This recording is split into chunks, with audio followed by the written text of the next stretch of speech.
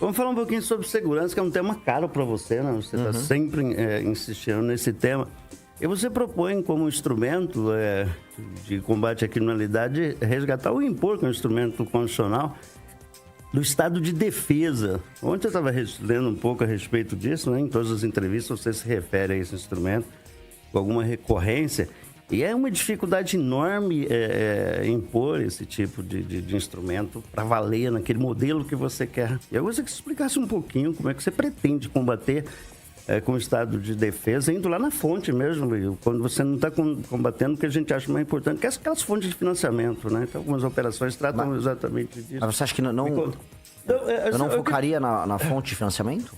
Não, eu gostaria que você explicasse, porque me parece que é tão radical esse tipo de instrumento, né? Porque ele impõe uma série de, até algumas liberdades individuais, propor, você pode ou não optá-lo, mas conta pra gente como é que você quer. Me parece que é um tema grave para você. É um tema central, na verdade é um tema grave, especialmente para quem mora nas regiões controladas pelo tráfico. Vocês no Paraná têm o privilégio de não ter tanto esse problema por aqui, ainda que exista. São Paulo existe muito, o Rio de Janeiro é enorme. Agora, quando você vai para o Nordeste, a situação é aterradora. Você tem cidades inteiras controladas pelo tráfico de drogas. Eu visitei uma que chama Santa Quitéria, no Ceará, que o prefeito contratou o Comando Vermelho para fazer a campanha para ele. E o Comando Vermelho ia na casa das pessoas, se a pessoa, vamos dizer, sinalizava o apoio ao adversário, ele botava, vamos dizer, o Comando Vermelho para assustar a pessoa. E o Santa Quitéria tem urânio. É um lugar rico e com recursos estratégicos para o Brasil. E aí, controlado pelo Comando Vermelho, outras cidades inteiras, a periferia inteira de Fortaleza. Então, a tomada que está tendo no Nordeste, a gente comenta menos do que a tomada que teve no Rio de Janeiro, por parte das facções. Mas é uma tomada de natureza militar. Eles tomam, eles se impõem, eles fazem a classe política se adaptar ao contexto deles. E o Estado brasileiro não pode permitir isso. Então, é uma medida, a gente pode falar, radical, porque a situação ela é dramática. É igual falar, olha, a pessoa está com câncer e ela vai ter que tomar uma medida mais radical, vai ter que fazer uma cirurgia. Sim, nós vamos fazer uma cirurgia, mas é um procedimento invasivo. O Brasil está precisando disso. Senão, o que vai acontecer é que nós vamos nos tornar o México. O México hoje tem regiões realmente inteiras controladas quase que formalmente pelo tráfico, pelos cartéis. Os cartéis já têm agora operações paramilitares e respondem às Forças Armadas e à polícia com o mesmo poder efetivo. O Brasil está se encaminhando para um cenário desse. E a gente tem que brecar isso. Uma coisa é alterar as leis penais, as leis de execução penal. Isso é uma alteração importante para a gente ter, para a gente evitar a continuidade do crime. A outra alteração que a gente tem que ter agora nós temos que eliminar o comando. A partir do momento que existe um comando, hora do PCC, hora do TCP, hora do Comando Vermelho, sobre áreas brasileiras, e aí é estimado que a gente tenha 23 milhões de brasileiros que vivem sob o comando do crime, você vai ter que tomar essas medidas. E por que o estado de defesa? Poder falar uma GLO, poder falar, por que especificamente estado de defesa? Porque todo mundo sabe, você vai conversar com a polícia do Ceará, você vai conversar com a polícia do Rio de Janeiro, mesmo com a polícia de São Paulo, os criminosos se escondem nas casas das pessoas. Então, quando você faz uma operação policial, um criminoso vai lá e se esconde ou no barraco ou numa casa mesmo de alguém. Pois bem, você, com o estado de defesa, você consegue entrar nessas casas sem precisar de mandado. Porque você tem que capturar esses caras. Tem que ter a lista de quem você vai capturar, você monta a operação e você vai circunscrever aquela área dominada pelo tráfico e você vai capturar todo mundo que tá ali. Ou você vai prender, ou você vai matar. Mas é isso que vai ser feito. Então, a gente pode chamar de medida radical, para dar o nome que quiser. O fato é, a gente não pode, ao longo de um ano, no meu primeiro ano de mandato, permitir que o Comando Vermelho ou o PCC existam. E aí você fala, poxa, mas e aí como é que fica a parte de inteligência? Uma coisa não é em contraposição à outra. Tem que fazer as duas coisas ao mesmo tempo. Por exemplo, essa mesma... A gente falou, vamos botar um estado de defesa circunscrito ali às favelas, as regiões tomadas pelo tráfico. O Porto de Santos e São Paulo tem que entrar. O Porto de São Santos tem que ter um estado de defesa que pegue o Porto de Santos. Porque é por lá que o PCC está exportando a droga dele. A Polícia Federal e as Forças Armadas Brasileiras têm que estar na fronteira do Mato Grosso do Sul, que é onde entra a droga para passar pela Rota Caipira. Tem que ter uma medida inteligente que definitivamente quebre, prenda ou mate as lideranças do tráfico no Brasil. Senão a gente vai ficar fingindo que a gente está tendo uma normalidade, quando boa parte da população brasileira, coisa de 10%, já vive sob o comando do tráfico. Você quer... Não, eu quero usar as Forças Armadas, o Exército. Também, a gente, sabidamente, não é uma força destinada a operações urbanas, né? Sempre convocadas. Isso para a garantia da lei e da ordem já deu um monte de problema no Rio de Janeiro. Então, sim, eu acho que é uma força que não está preparada para ações desse tipo. Mas ela não faria isso. E implica num trabalho bastante complexo de convencimento. Mas não é complexo. Quando você fala, eu vou entrar na casa e buscar o bandido, aí você já estabelece um confronto perigosíssimo para aquele cidadão. Mas olha só, o bandido tá lá. O bandido tá lá, mas junto com um monte de pessoas. E você vai ter que entrar lá para pegar. E você que deve conhecer bem a verdade das favelas, como é lá. Não é bem assim, tem muita gente de bem. Mas você acha que eu tô falando que o favelado, todo favelado é traficante? Eu não tô falando isso. Você entra direto numa casa das pessoas com essa autoridade, com o direito de entrar na casa das pessoas, automaticamente se coloca em risco, especialmente o cidadão que está naquela casa. Mas olha só, vamos lá, o cidadão já está em risco. Mas é um risco enorme, né? Deixa eu responder. Foi um bom ponto o que o senhor trouxe, mas o senhor está errado. Efetivamente o senhor está errado. Primeira coisa, o traficante, ele faz refém a pessoa é obrigada a colocar o traficante dentro da casa dela. A polícia não vai chegar atirando em todo mundo e tampouco eu acho que a população ali é uma população composta inteira de traficantes. A Rocinha não é assim, é o morro dos traficantes. É um morro controlado por traficantes. Eu quero libertar aquelas pessoas. Isso é a primeira coisa. Segunda coisa, sim, as Forças Armadas Brasileiras não são elas que vão fazer o combate direto. Porque sequer eles têm, vamos dizer, equipe e treinada para tal. O que eles fazem é ser uma força auxiliar e todo mundo sabe. Quem vai derrotar o crime organizado no Brasil são as forças e os batalhões de polícia espalhados pelo Brasil. Ponto. Porque são eles que já vêm fazendo isso e, inclusive, não vamos arrancar a glória deles de derrotar os seus maiores inimigos, que são esses traficantes e essas facções.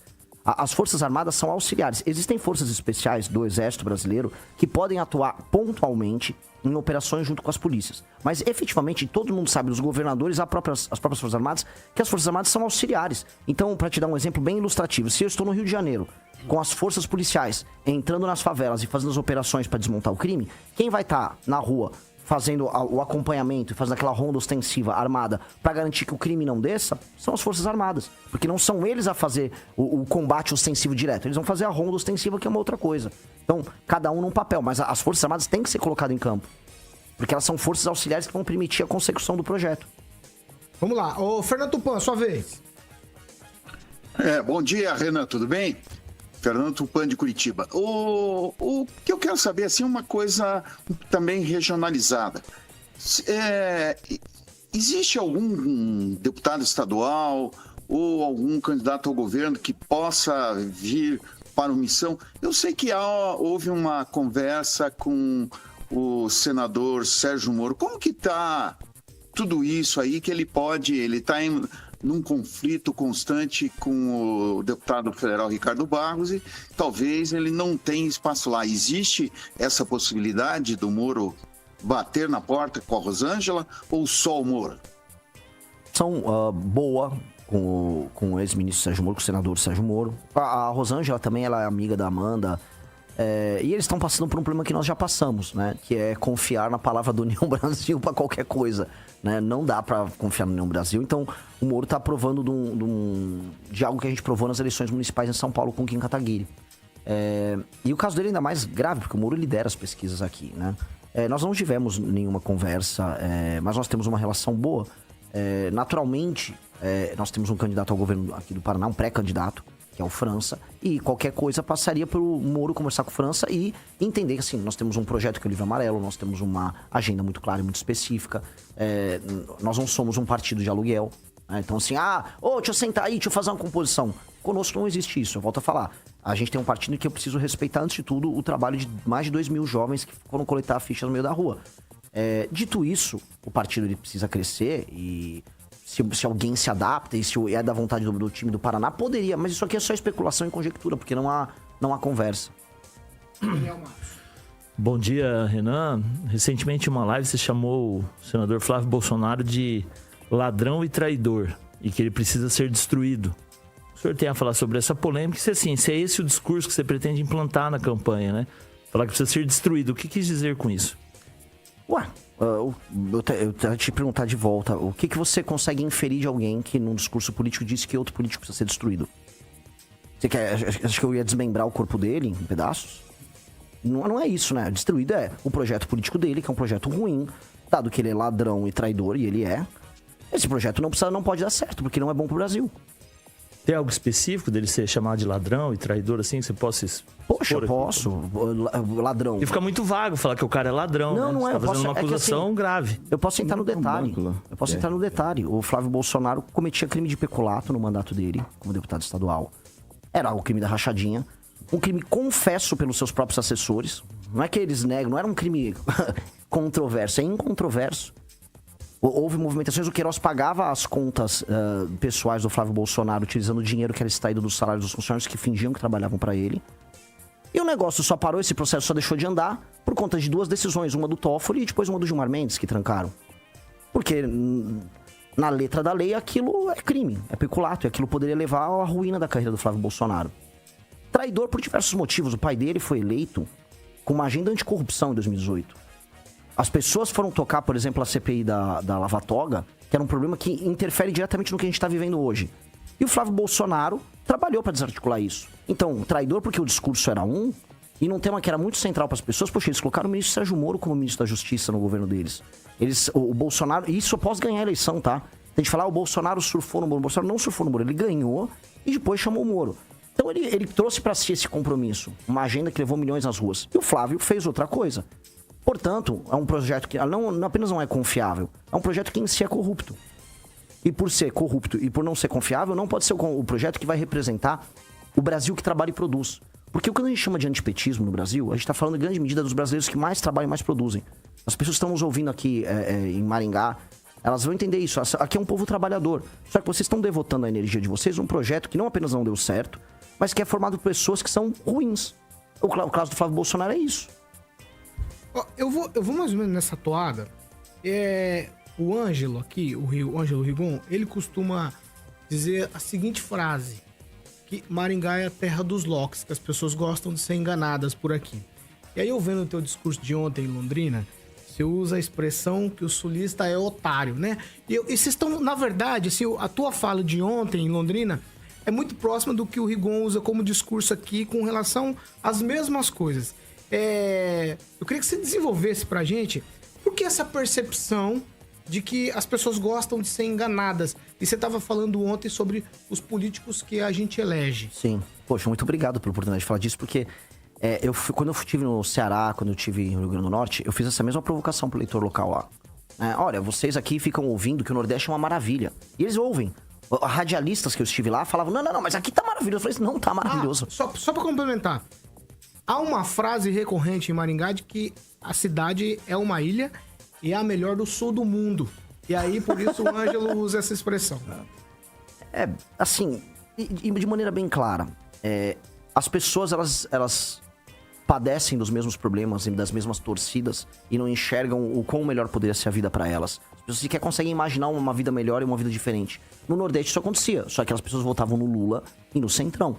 Aqui também acontece isso, mas as pessoas votam no Bolsonaro e no Centrão.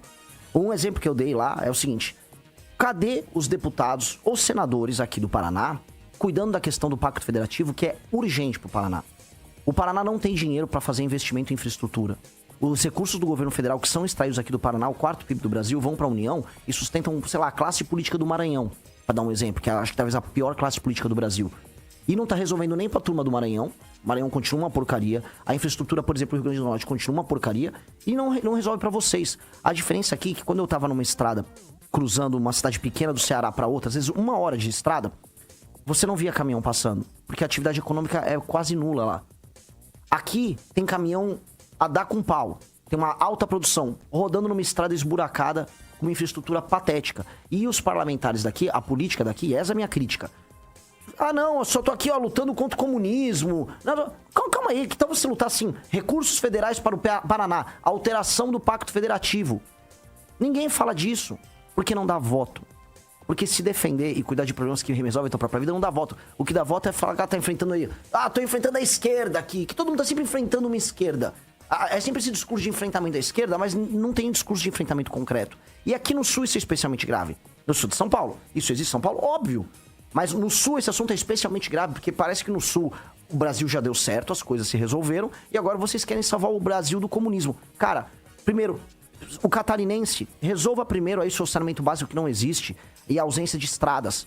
e vai cobrar o governo federal disso antes de só ficar achando que vai salvar Santa Catarina do comunismo. Mesma coisa o Paraná. O Paraná é um colosso de produção agrícola. O Paraná tem uma economia complexa. O Paraná precisa de infraestrutura desesperadamente. Então, o eleitor do Sul tem que meio que, assim, despertar e falar: deixa eu parar de ser trouxa um pouco, deixa eu cobrar um pouco desses parlamentares que eu elejo. Estão todos lá, vamos repetir, lutando contra o comunismo, mas ninguém resolveu a estrada esburacada aqui do Paraná. Ninguém nem olha pra esse assunto, porque é um assunto que não dá voto, não dá like. Você não vai conseguir crescer em rede social falando desses assuntos. E é o bode na sala, porque enquanto isso vai ter um parlamentar lá do Maranhão que não tá ligando pra esses discursos nenhums, e ele vai estar levando dinheiro aqui do Paraná lá pro Maranhão pra ele roubar. E essa é a real, essa é a triste realidade do jogo. Como eu te citei, eu vou te dar a palavra. Não sobre isso, mas eu queria... Não, fica à vontade. Ele citou uma cidade do Ceará onde o prefeito foi preso e caçado, né? No entanto, a gente tem lá como presidindo para a União Brasil alguém que foi citado como suspeito no empréstimo de avião para o PCC, né? E mais recentemente no caso do Banco Master. No partido dele está o senador Sérgio Moro, o rei da moralidade. Então, assim, são situações diferentes? Não acho que são tão diferentes assim. Mas eu queria perguntar, se puder ainda, é o seguinte: o senhor foi eleito, o senhor está numa missão, tem aparecido nas pesquisas com 3 a 4% nas pesquisas. Instituto. Tem instituto que me dá 0, tem instituto que me deu 7. Mas, no geral, 3, 2, 3, 4. Aí. O senhor conseguiu a façanha de montar um partido, coisa que o Bolsonaro não conseguiu. Né? Com o Barros aqui de Londrina, que montou, lembra, do ônibus saía aí catando a assinatura. Então eu queria saber o que o senhor acha, pessoalmente, do número de partidos no Brasil. Tem pouco partido no Brasil. Mais de 30? Muito pouco. Não tem partido no Brasil. O ouvinte vai falar: como assim? Tem um monte. Tem um monte de legenda. Legenda não é igual partido. O União Brasil é uma legenda. E o que caracteriza uma legenda? É um cartório que você pode concorrer. Esse cartório tem um dono. Esse dono ganha uma grana vendendo o partido regionalmente e apoiando o governo de ocasião. União Brasil estava no governo do Bolsonaro. E o governo Brasil está no governo do PT. O PP estava no governo do Bolsonaro. O PP está no governo do PT. O PSD do Kassab estava no governo do Bolsonaro. O PSD está no governo do PT. E para eles é tudo normal. E eles chamam isso de política. Pois bem, eles são legendas. Partido. Nós temos alguns partidos no Brasil. O PT é um partido. Eu discordo do PT. É nosso inimigo político, mas o PT é um partido. É orgânico, tem a agenda com a sociedade civil deles lá. Defende essas facções, a visão das facções internas deles, políticas e tal. O PSOL é partido político. E tem representatividade social. Tem base social. O PSOL é partido. O Novo talvez se torne um partido.